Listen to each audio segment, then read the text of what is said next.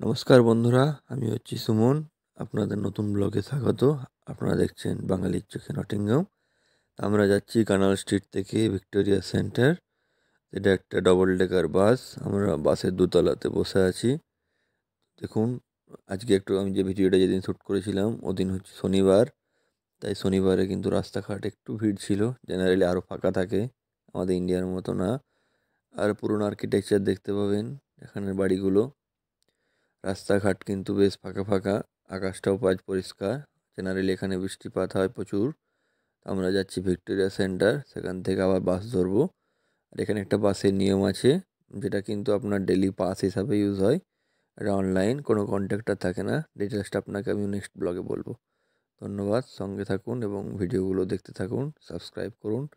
আরও নতুন নতুন ভিডিও আমি আনার চেষ্টা করব পরবর্তী ক্ষেত্রে। আমরা ভিক্টোরিয়া সেন্টার চলে এসেছি। ধন্যবাদ।